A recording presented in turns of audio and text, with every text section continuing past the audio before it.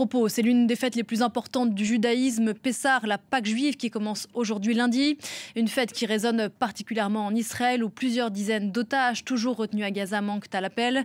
Leurs familles ont appelé les Israéliens qui fêtent Pessah à laisser une chaise vide lors du repas rituel de ce soir. Benyamin Netanyahou, lui, s'apprête à accentuer la pression militaire dans la bande de Gaza. Il promet de porter prochainement, je cite, de nouveaux coups durs au Hamas et notamment dans le sud de l'enclave, que les forces israéliennes considèrent comme le dernier grand bastion du mouvement islamiste palestinien. Laura Cambo. Aidés de pelles et d'une excavatrice, ces Gazaouis exhument des corps, les uns après les autres. Ils étaient enterrés dans une fosse située dans la cour d'un hôpital à Khan Younes, dans le sud de la bande de Gaza. Selon les Palestiniens, l'armée israélienne serait responsable de ce charnier. Nos équipes se sont rendues sur place et ont essayé de localiser le lieu de sépulture des martyrs à l'aide d'outils simples. Nous avons constaté que l'occupation avait creusé une fosse commune. Selon les informations reçues, la fosse commune contient des centaines de martyrs. Israël indique vérifier ces affirmations.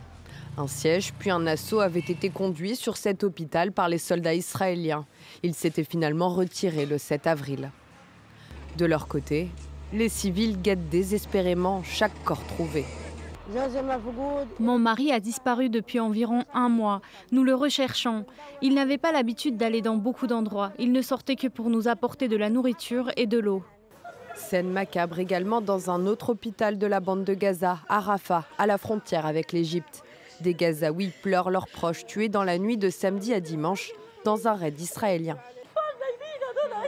Ces enfants dormaient. Qu'ont-ils fait? Quelle est leur faute? Il y avait seulement des femmes enceintes et des enfants qui dorment. Plus de 20 Palestiniens ont été tués dans l'attaque.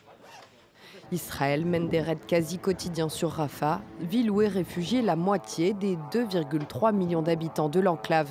Selon le Premier ministre israélien, c'est le dernier bastion du Hamas.